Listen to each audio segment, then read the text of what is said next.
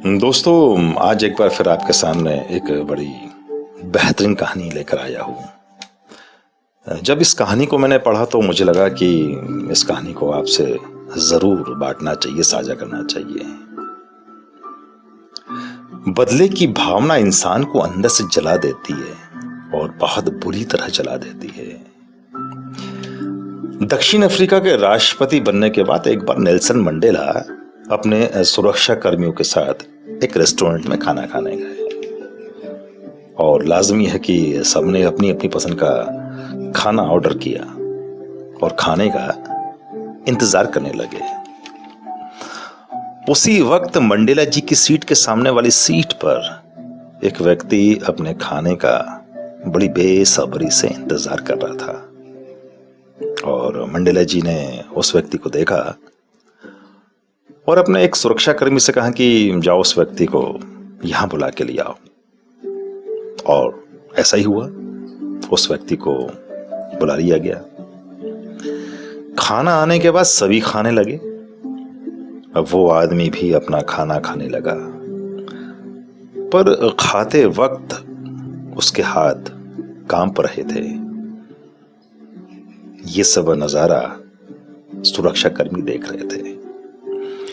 खाना खत्म कर वो आदमी चला गया और उस आदमी के जाने के बाद मंडेला जी के सुरक्षा अधिकारी ने मंडेला जी से कहा कि शायद वो व्यक्ति बहुत बीमार था, खाते वक्त कांप भी रहा था और उसके हाथ लगातार कांप रहे थे और वो बहुत कमजोर दिख रहा था।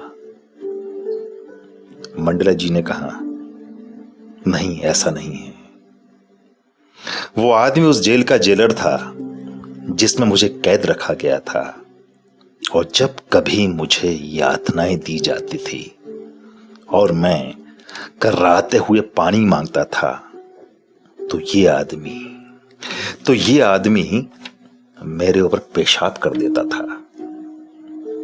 अब मैं जब राष्ट्रपति बन गया हूं तो शायद उसने समझा कि मैं भी उसी के साथ इस तरह का सुलूक करवाऊंगा, शायद।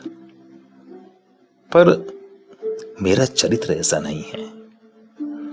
मुझे लगता है बदले की भावना से काम करना विनाश की तरफ ले जाता है और वहीं धैर्य की मानसिकता हमें विकास की ओर ले जाती है।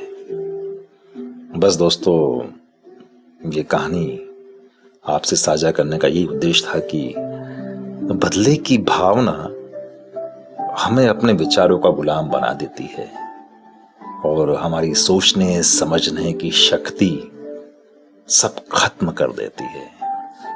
इसलिए आप किसी भी तरह के विचारों के गुलाम ना बने और बदले की भावना कदापि ना रखें। बस मेरा यही मकसद था कि आपसे ये कहानी साझा करने का। उम्मीद है कि आपको ये कहानी जरूर पसंद आई होगी।